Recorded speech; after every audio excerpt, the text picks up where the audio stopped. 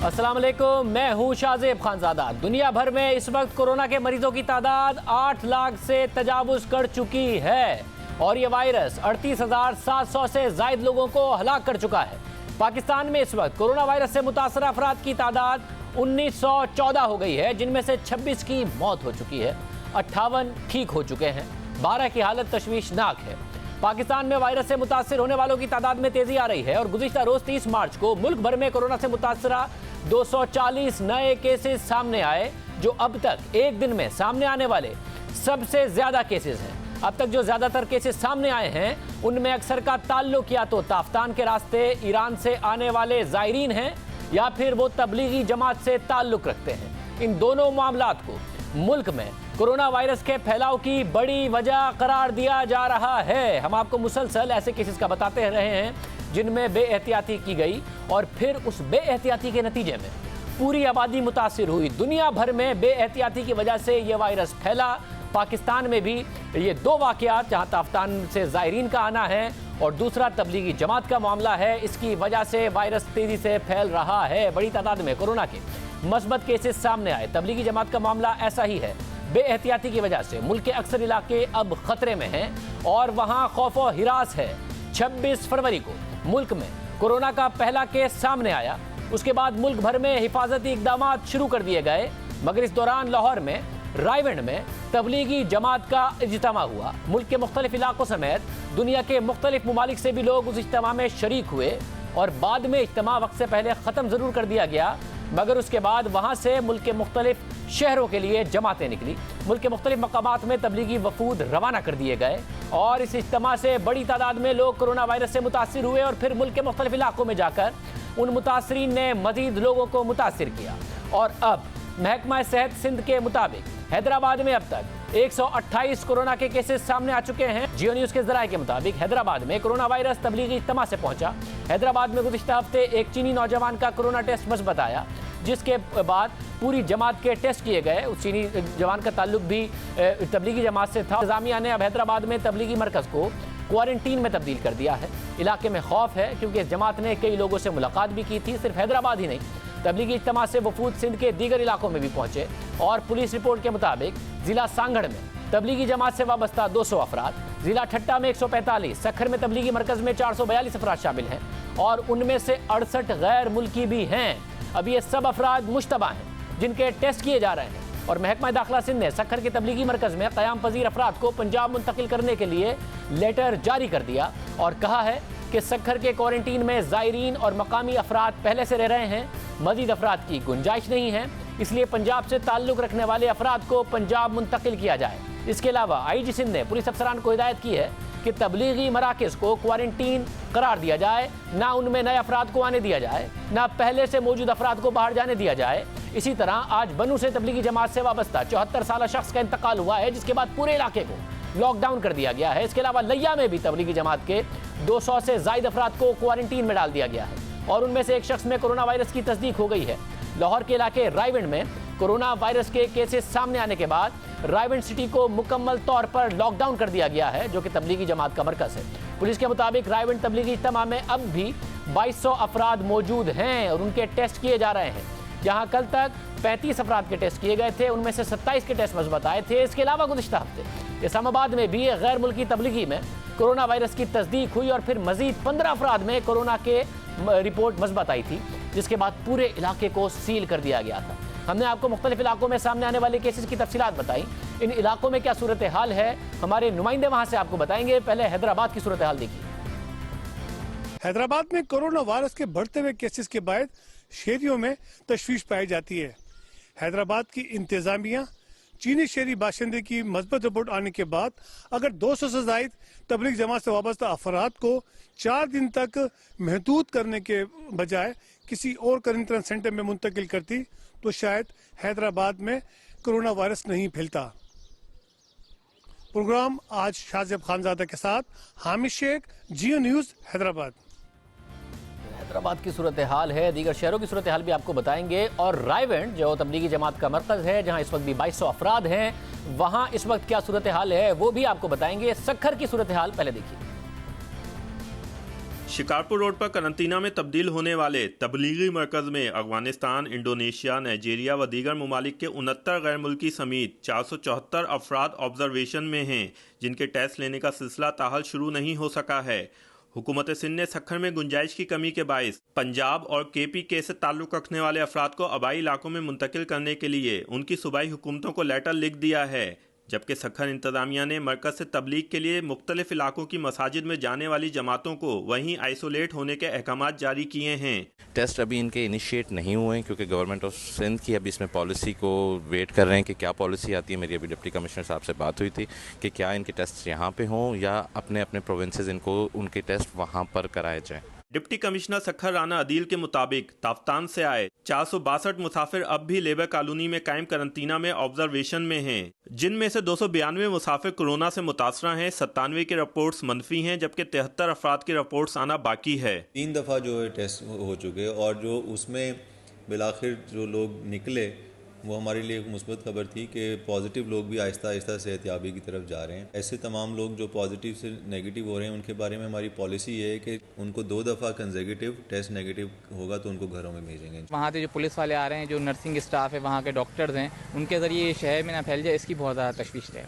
सखर में करंतना कायम होने के बाद से शहरियों में खासा खौफ पाया जाता है। ताहम इंतज़ामिया का कहना है कि करंतना में तमाम तर एहतियाती तदाबीर इख्तियार की जा रही हैं और अब तक कोई भी मुकामी शख्स कोरोना वायरस से मुतासिर नहीं हुआ है। प्रोग्राम आज शादेब खानजादा के साथ के लिए यासिर फारूकी, जियो न्यूज़, सखर।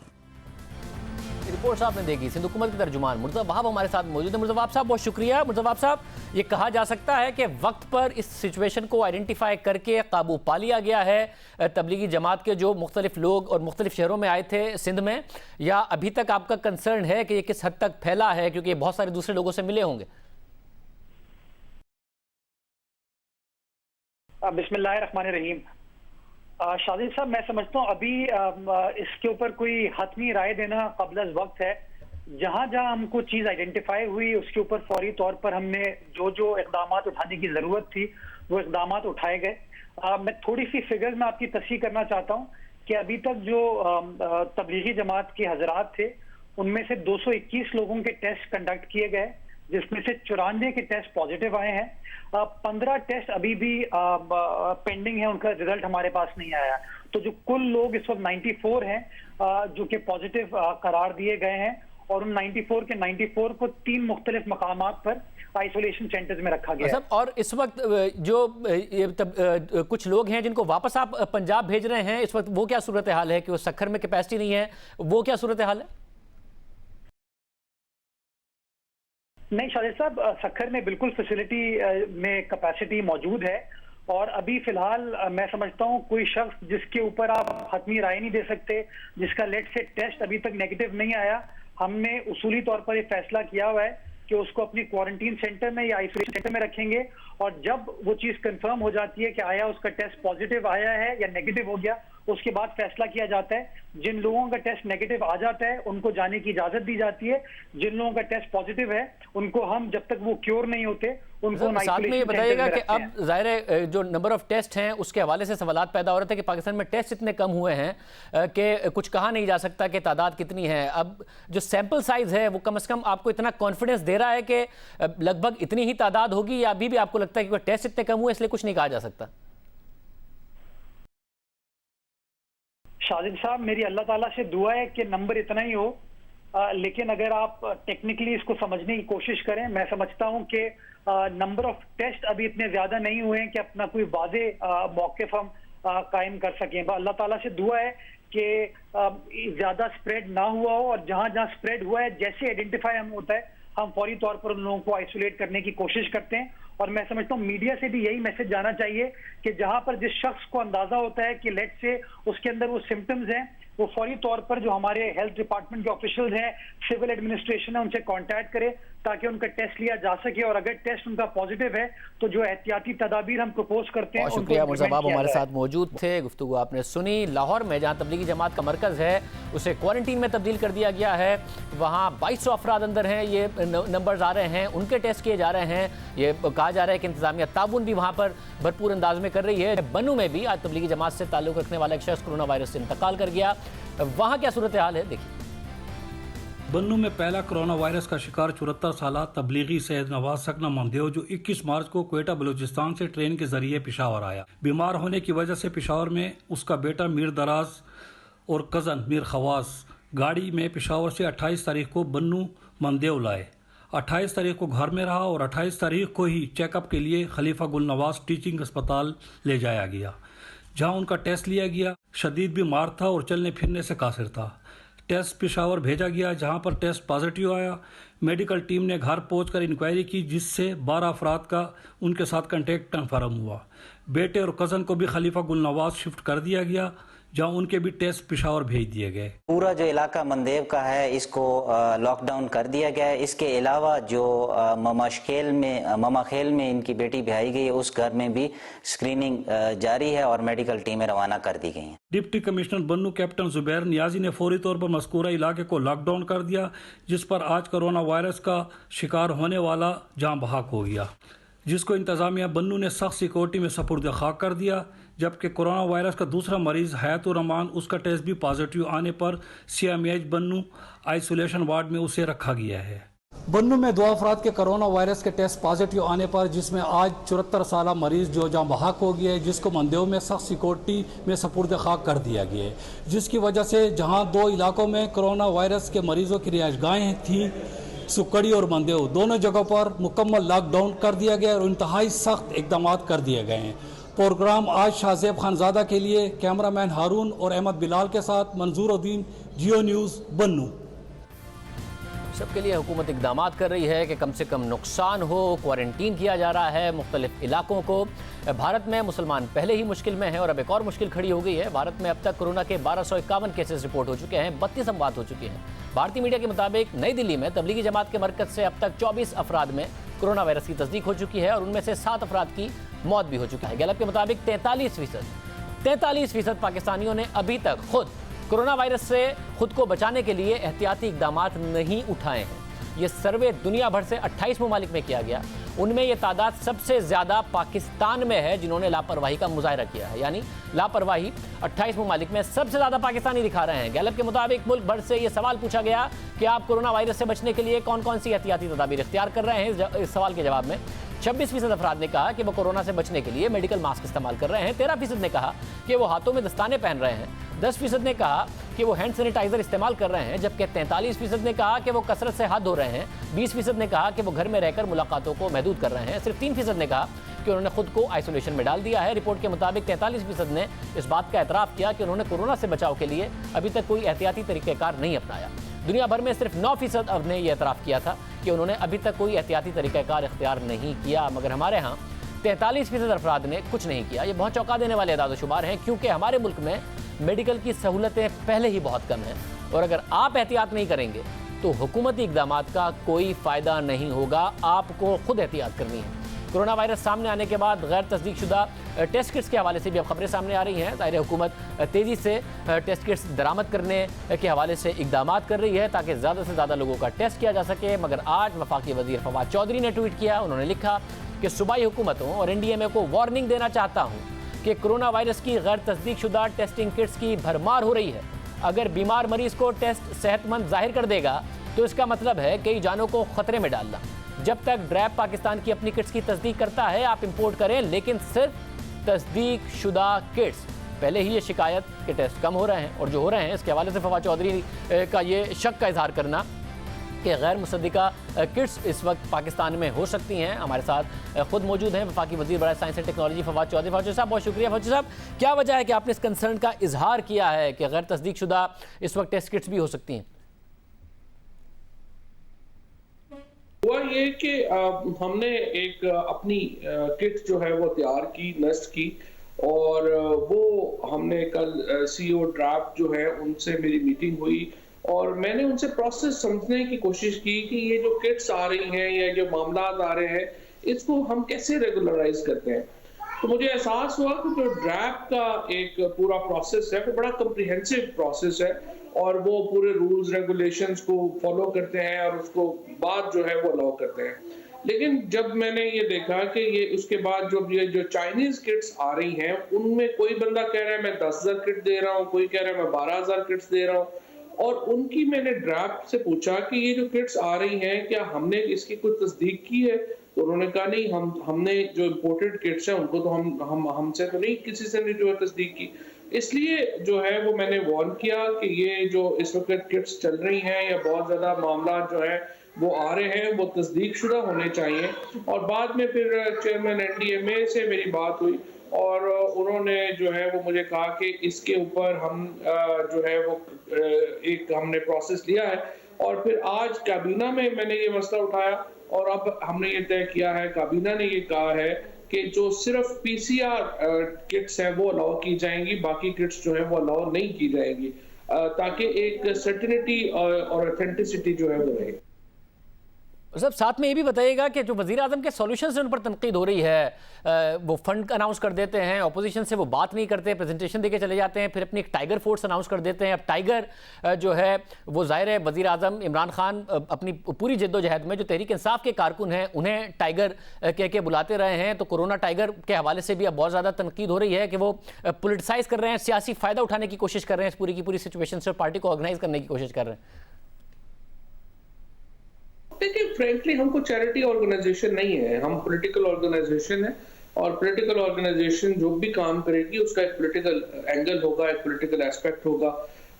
मेरा ख्याल में जो प्राइम मिनिस्टर साहब ने देखे ना, या तो होता कि प्रोविंसेस में हम आर्टिकल 140A पाकिस्तान में इम्प्लीमेंट होता, लोकल गवर्नमेंट्स जो है वो इन प्लेस होती, तो फिर बहुत सारे मामला आपने लोकल गवर्नमेंट से कर लेने थे। अब चूंकि हमने प्रोविंशियल गवर्नमेंट्स ने और ये उस वक्त से पीपल्स पार्टी और नून लीग के दौर से ये हुआ, तो हमारे यहाँ लोकल गवर्नमेंट्स नहीं है और जो लोकल गवर्नमेंट के एडमिनिस्ट्रेटिव सेटअप्स है वो मौजूद है, उनका पॉलिटिकल सेटअप मौजूद नहीं है। लिहाजा आपने एक कॉम्बिनेशन तो बनाना है ना, पॉलिटिकल एंगल के बगैर जो है वो फिर लोगों तक उस तरह से रसाई नहीं होती। लिहाजा जो भी आप सेटअप बनाएंगे और जो भी पॉलिटिकल गवर्नमेंट सेटअप बनाएगी उसमें लाजमन एक पॉलिटिकल एंगल होगा, जो मेरा नहीं ख्याल कि इस पे कोई बहुत बड़ा कोई प्रॉब्लम का बात है। मतलब अगर प्रॉब्लम नहीं है तो फिर वज़ीर आज़म ये क्यों कह रहे हैं कि कौम के तौर पर हमने लड़ना है, क्योंकि फिर पीपल्स पार्टी ये तो नहीं कहेगी कि सिंध में ठीक है हम टाइगर फोर्स बनाते हैं, वो कहेंगे ठीक है सिंध में हम कोरोना जियाला फोर्स बनाते हैं, नून लीग कहेगी हम कोरोना शेर फोर्स बनाते हैं, MKM कहेगी हम साथी कोरोना फोर्स बनाते हैं, तो फिर अपने अपने सारी नाम रखेंगे, फिर कोई वज़ीर आज़म ही तो नहीं करेंगे सरकारी मशीनरी को इस्तेमाल करके सियासत फिर सब करेंगे।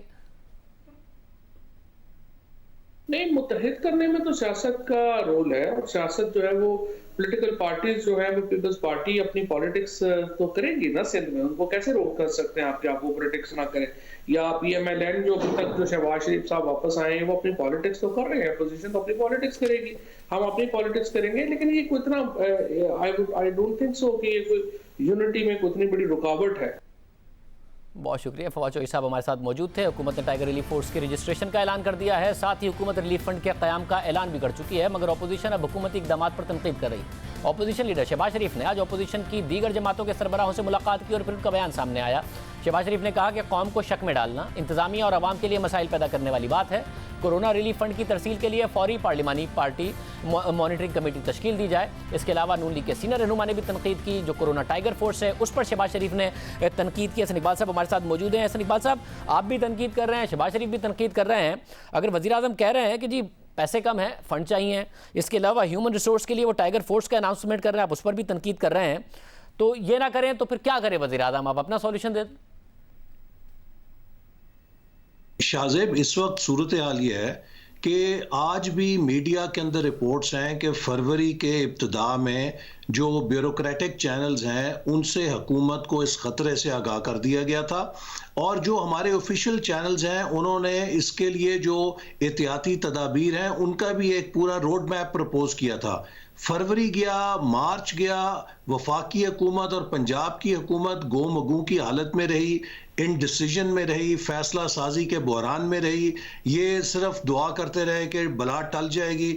और जो इकदामात, देखिए 3 सतह पे इकदामात की ज़रूरत थी। पहले सतह पे इस बीमारी को कंटेन करना है और वो तमाम रास्ते बंद करने हैं जिससे ये हमारे मुल्क के अंदर आ सकती है। आज भी जब हम बात कर रहे हैं तो लोग ये रिपोर्ट्स दे रहे हैं कि तफ्तान के रास्ते से लोग आ रहे हैं। वजीर आजम के करने का ये काम है कि वो टाइगर फोर्स बनाने से पहले, वो चंदे की अपील करने से पहले जो इंतजामी इकदामात हैं वो करें। अभी तक उनको ये समझ नहीं आ रही कि लॉकडाउन होना है या नहीं होना। सारी दुनिया इस बात पे कन्विंस्ड है कि जब तक आप शहरों के अंदर मजमों को घरों में नहीं भेजेंगे, लोगों का इंटरेक्शन खत्म नहीं करेंगे, ये बीमारी आप नहीं रोक सकते। हम एक नया एक्सपेरिमेंट करने जा रहे हैं और आज जो इतलात जैसे मैंने कहा कि हमने देखी हैं वो यकीनन हमारे लिए बहुत खौफनाक है।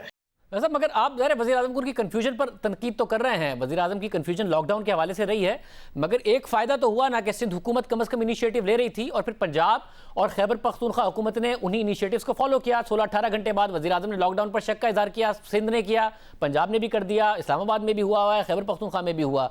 ज़ाहिर कुछ चीज़ों में जुमे की नमाज़ पर वफाकी हुकूमत के लेट इकदाम की वजह से फ़र्क पड़ा, रायविंड में पंजाब हुकूमत की वजह से फ़र्क पड़ा, मगर अक्सर में फॉलो किया है दूसरी सूबाई हुकूमतों ने। जो कुछ सिंध ने किया, बलूचिस्तान और सिंध ने काफ़ी इकदाम साथ किए।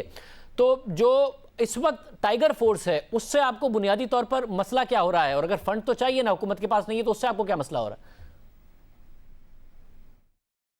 वो मैं आपको बताऊं ना, देखिए टाइगर फोर्स तो एक पॉलिटिकल नाटक है। इस वक्त जो सबसे मौसर हमें इंतजामी लेवल चाहिए था वो लोकल बॉडीज थे। ये जो मुकामी तौर पे मोहल्लों के अंदर काउंसलर हजरात होते हैं, इन्हें पता होता है कि कौन से गली में किस घर में कौन मुस्तहिक है, क्या है। अगर किसी किस्म का रिलीफ वर्क हमें देना था तो वो हुकूमत को बल्दियाती नुमाइंदों के जरिए करना चाहिए था। इसी तरह ये बल्दियाती नुमाइंदे लोगों में अवेयरनेस भी पैदा कर सकते हैं।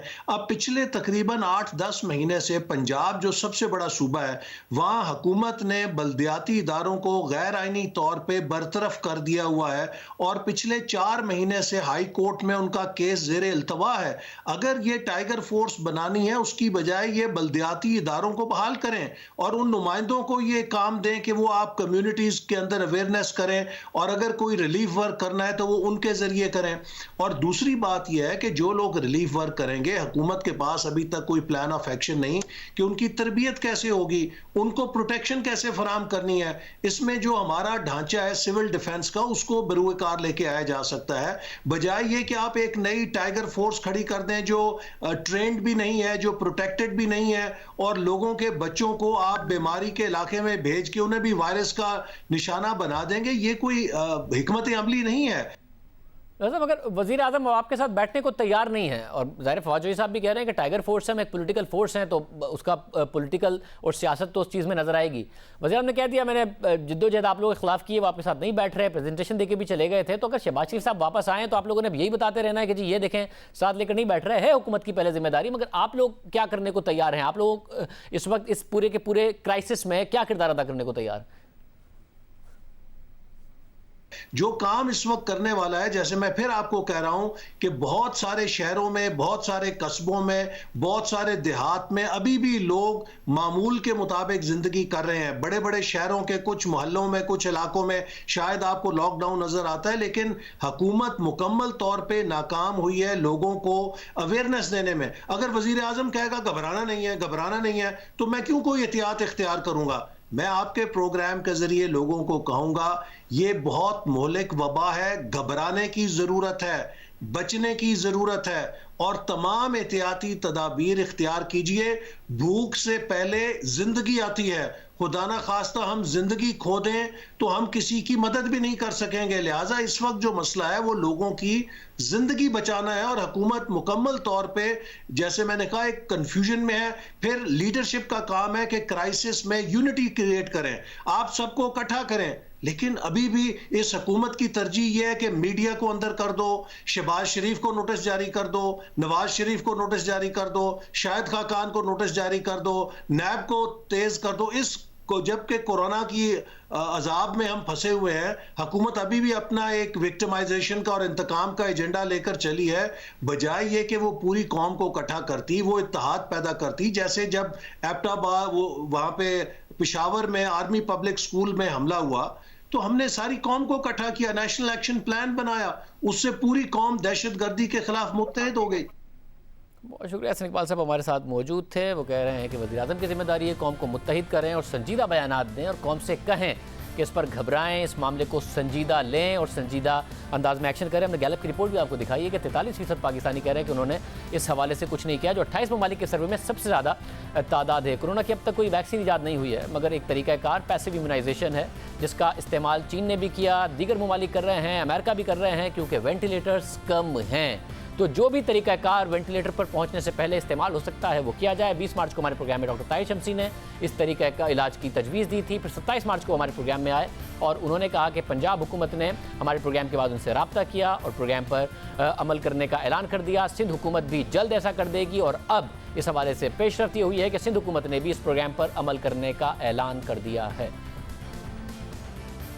मैं पाकिस्तान की अवाम को बहुत बहुत खुशखबरी देता हूँ कि आज हुकूमत सिंध ने भी कोरोना वायरस के ख़िलाफ़ पैसिव इम्यूनाइजेशन की जो तरीक़ा इलाज है उसकी मंजूरी दे दी है। और अब हम सारी हुकूमतों के साथ मिलकर, पंजाब ने पहले ही दे चुके हैं, KPK और बलूचिस्तान और सिंध के अवाम, सिंध की हुकूमतें, ये सारे लोग जो हैं अब हम पूरी स्ट्रेटजी एक बना के और पूरे मुल्क के अवाम के लिए पैसिव इम्यूनाइजेशन के तरीक़े इलाज से अपने बहन भाइयों का इलाज करके उनकी जानें बचाने की कोशिश करेंगे। ये बड़ी अहम पेशरफ्त हुई है। पाकिस्तान में कोरोना के मरीजों के इलाज की कोशिशें जारी हैं। हुकूमत ज़्यादा टेस्ट करने की भी कोशिश कर रही है। इस हवाले से बताया भी जा रहा है कि कैसे हुकूमत को एहतियात के साथ आगे बढ़ना है। कुछ अहम मामला दुनिया भर में हो रहे हैं। एक वेंटिलेटर पर कैसे 2 मरीजों का इलाज किया जा सकता है, यहाँ तक नौबत अमरीका जैसे मुल्क में आ गई है। सारे मामला आपके सामने रखेंगे।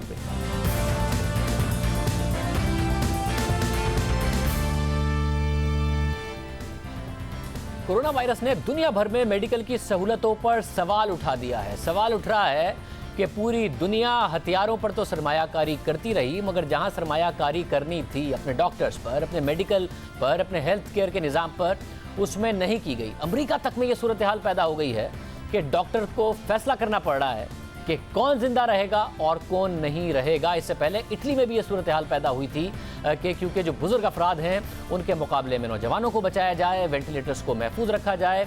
अब अमेरिका में ये सवाल हो रहा है कि कौन वेंटिलेटर इस्तेमाल करेगा, कौन नहीं। डॉक्टर्स ने ये फैसला करना है। यहाँ तक कि अब ये तरीका अपनाया गया है कि वेंटिलेटर्स की कमी के बाइस एक वेंटिलेटर को 2 मरीजों के लिए इस्तेमाल किया जा सके। हालांकि इस तरीके में बहुत ज़्यादा कॉम्प्लिकेशंस हैं, क्योंकि वेंटिलेटर के प्रेशर को एक इंसान की जो सांस लेने की सलाहियत है उस हिसाब से रखा जाता है। 2 सांस एक तरीके, 2 इंसान हो, उनका एक ही जैसा प्रेशर हो, उस तरीके से उन्हें यूज़ किया जाए।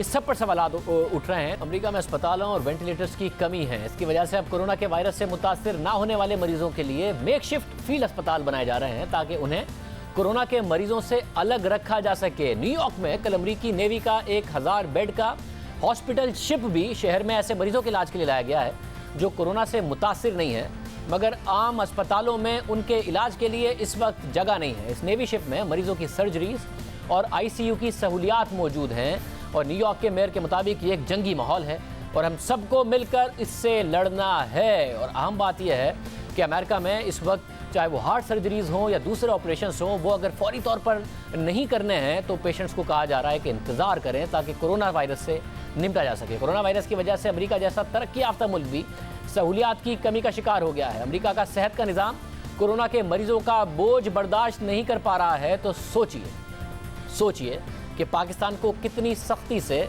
एहतियाती इक़दामात करने चाहिए और पाकिस्तानियों की जिम्मेदारी है कि इस वक्त एहतियात करें। जो हुकूमत की तरफ से कहा जा रहा है उन इक़दामात पर अमल करें।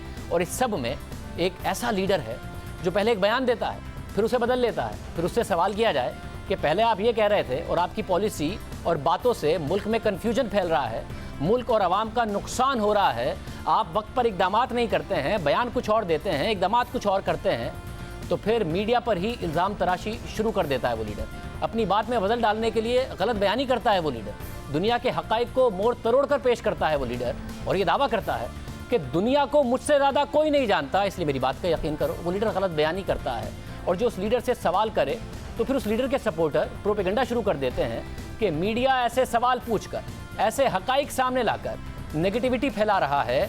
क्यों ये बात कर रहा है कि इस लीडर ने पहले क्या बात कही थी और फिर अपनी बात पर यूटर्न ले लिया है। देखिए अमेरिका में क्या हो रहा है। डोनाल्ड ट्रंप कोरोना वायरस को कहते रहे कि अंडर कंट्रोल है, कोई खतरे की बात नहीं है। उनकी ज़्यादा तवज्जो मईशत पर रही, ना कि वायरस के नताइज पर। कहा कोई बड़ा खतरा नहीं है। और जब 1,70,000 लोग अमेरिका में वायरस से मुतासिर हो गए हैं, 3,000 से ज़्यादा हलाक हो गए हैं, 3,000 से ज़्यादा, तो अमेरिका की तैयारी नज़र नहीं आई और मेडिकल का निज़ाम मफलूज होता नजर आया। सहाफ़ियों ने ट्रंप को उनके ही बयानात याद दिलाए तो ट्रंप ने सहाफ़ियों को ही बाकायदा तौर पर सुनाना शुरू कर दी, सहाफ़ी पे के सवालात पर सवाल उठाना शुरू कर दी।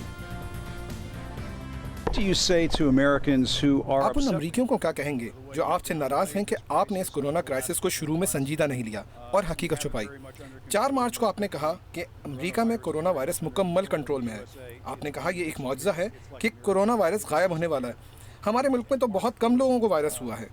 10 मार्च को आपने कहा कि हमारी तैयारी पूरी है, हम ज़बरदस्त काम कर रहे हैं, अवाम सुकून से रहें, ये वायरस जाने वाला है।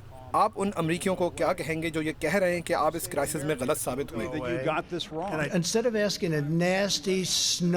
ऐसे बेहुदा और तंजिया सवाल करने के बजाय आपको सही सवाल करने चाहिए। मैं इस सवाल का जवाब देने के बजाय किसी और सवाल की तरफ जाना चाहूँगा। इसके बाद जब एक सहाफ़ी ने जनूबी कोरिया की मिसाल दी तो अपने रिवायती स्टाइल में बता दिया कि सियोल को मुझसे ज़्यादा कोई नहीं जानता और उसकी 10 मिलियन की आबादी को, 1 करोड़ की आबादी को ट्रंप ने 38 मिलियन की आबादी कर दिया। सहाफ़ी ने जब याद दिलाया कि अमेरिका में दुनिया के सबसे ज़्यादा केसेस आने के बावजूद टेस्ट इतने नहीं किए गए जितने पर कैपिटा बुनियादों पर जनूबी कोरिया में किए गए, जहां उसके फैलाव पर काबू पा लिया गया, तो सदर ट्रंप ने खुद पर तनकीद को उस मेडिकल अमले पर तनकीद करार दे दिया जो इस क्राइसिस में काम कर रहा है। और साथ ही जो ट्रंप का अंदाज़ है कि मुझसे ज़्यादा दुनिया को कोई नहीं जानता, मुझे दुनिया का सबसे ज़्यादा पता है, ये अंदाज़ अपनाते हुए हमेशा की तरह जनूबी कोरिया के शहर की आबादी को ही जो कि तकरीबन 1 करोड़ है, उसे 3 करोड़ 80 लाख कह दिया। नंबर्स भी अपने ईजाद कर लिए और कह दिया कि मुझसे ज़्यादा जनूबी कोरिया को कोई नहीं जानता। नाबी सदर, आपने बहुत दफ़ा कहा है कि अमेरिका ने कोरोना के टेस्ट बढ़ा दिए हैं, मगर अमेरिका अब भी पर कैपिटा टेस्ट में जनूबी कोरिया से पीछे है। ऐसा क्यों है और कब अमेरिका में भी टेस्ट की तादाद दूसरे ममालिक की तरह होगी? जनूबी कोरिया को मुझसे बेहतर कोई नहीं जानता। आपको पता है सियोल कितना बड़ा है। आपको पता है जनूबी कोरिया के शहर सियोल में 3 करोड़ 80 लाख लोग बहुत करीब करीब रहते हैं, उन्हें कोई मसला नहीं है। मगर अमेरिका में लोग दूर दूर रहते हैं। ऐसे सवाल करने के बजाय आपको तो इतने टेस्ट करने पर मुबारकबाद देनी चाहिए। ऐसे तंजिया सवाल करने के बजाय आपको इन लोगों को मुबारकबाद देनी चाहिए जो ऐसे निजाम में भी जबरदस्त काम कर रहे हैं। प्रोग्राम के आखिर में जिक्र हो जाए, जंग और जियो ग्रुप मुसलसल मुश्किलात का शिकार है। एक ऐसे वक्त में जब जियो के editor in chief Mir Shakeel उर रहमान को नैब ने 34 साल पुराने मामले में गिरफ्तार किया हुआ है, एक प्राइवेट ट्रांजैक्शन में गिरफ्तार किया हुआ है। वो 19 दिनों से नैब की हिरासत में है। आज मीर शकील उर रहमान के बड़े भाई और जंग ग्रुप के पब्लिशर मीर जावेद उर रहमान का इंतकाल हो गया।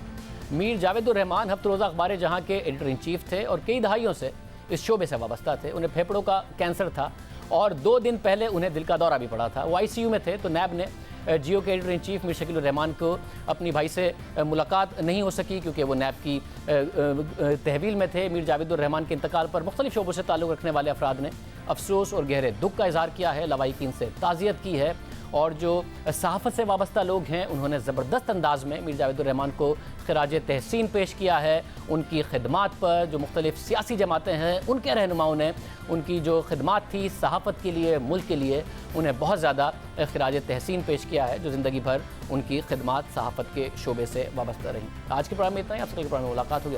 अल्लाह।